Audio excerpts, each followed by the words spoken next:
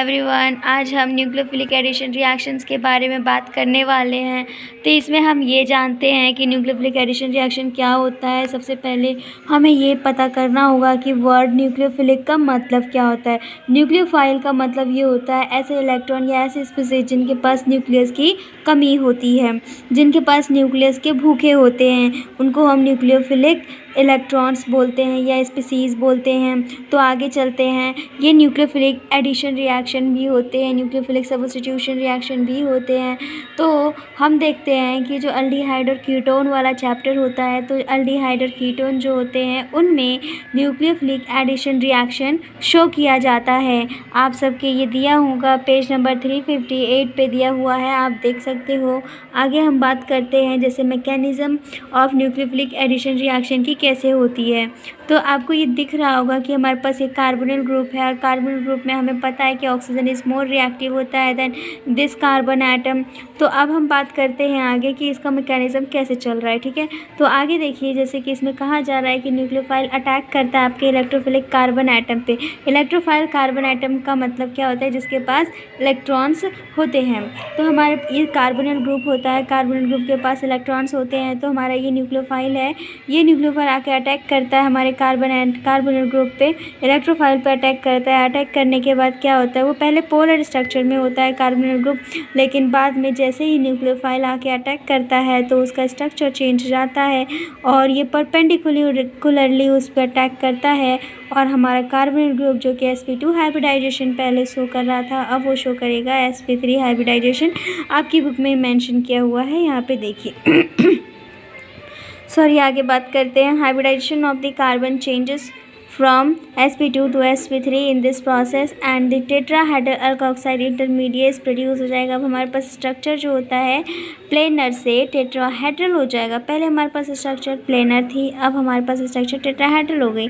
आगे हम बात करते हैं, this intermediate captures a proton from the reaction medium to give the electrically neutral product and the net result is addition of the, हमारे पास net result क्या आ जाएगा, न्यूक्लियोफाइल एंड न्यूक्लियोफाइल हमारा ऐड हो जाएगा। वो न्यूक्लियोफाइल कौन है, हमारा OH जो हमारा है वो न्यूक्लियोफाइल है, and H plus across the carbon oxygen double bond यहाँ पे शो हो जाएगा। जैसे कि आप देख रहे हो, ये हमारा OH नेगेटिव था, यही न्यूक्लियोफाइल आके इस पे ऐड हो गया और इसका स्ट्रक्चर जो हो गया है प्लेनर से क्या हो गया है, टेट्राहेड्रल हो गया।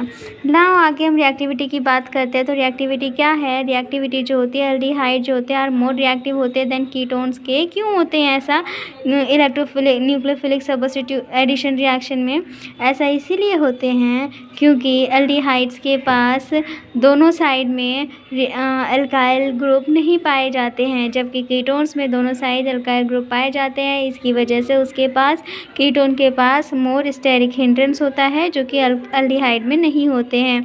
इसीलिए कम स्टेरिक हिंड्रेंस होने की वजह से एल्डिहाइड जल्दी रिएक्ट कर लेता है और कीटोन पे न्यूक्लियोफिलिक फाइल जो होते हैं जल्दी अटैक नहीं कर पाते हैं। इसलिए कहा गया है aldehyde are more reactive in the nucleophilic addition reaction than in the ketone due to steric and electronic reasons की वजह से, ठीक है। ये बाकी सारी चीज़ें वहीं पे यही बता रखी हैं। इलेक्ट्रॉनिकली जो एल्डिहाइड होता है वो more reactive than ketone because of two alkyl groups जो होते हैं reduce electrophilicity of the carbonyl more effectively than in the former. Okay, thank you.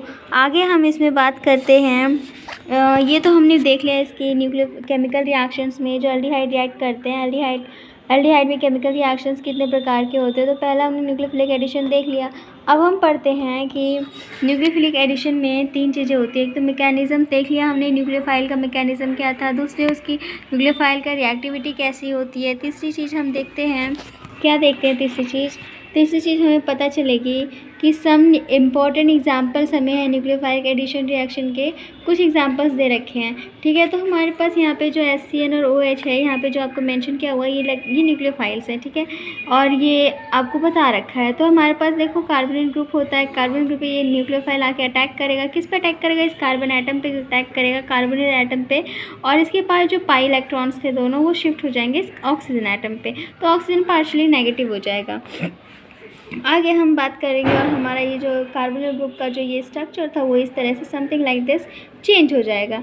ठीक, आगे हम बात करते हैं एडिशन ऑफ हाइड्रोजन साइनाइड। अब देखो इस रिएक्शन में हम क्या पढ़ेंगे कि साइनाइड का एडिशन कैसे हो रहा है इसमें। तो चलो आपको बताते हैं। तो देखो साइनाइड का एडिशन, हाइड्रोजन साइनाइड का एडिशन हो रहा है अल्डिहाइड और कीटोन में विद हाइड्रोजन साइनाइड के साथ में 12 साइनोहाइड्रिन्स। अब देखो हमें क्या मिलेगा जब हम HCN ऐड करेंगे तो हमें साइनोहाइड्रिन मिल जाएगा। वो कैसे मिलेगा? This reaction occur very slowly with the pure HCN। अगर हम लेते हैं तो ये रिएक्शन बहुत ही स्लोली होता है and therefore it is catalysed by a base and the generated cyanide ion.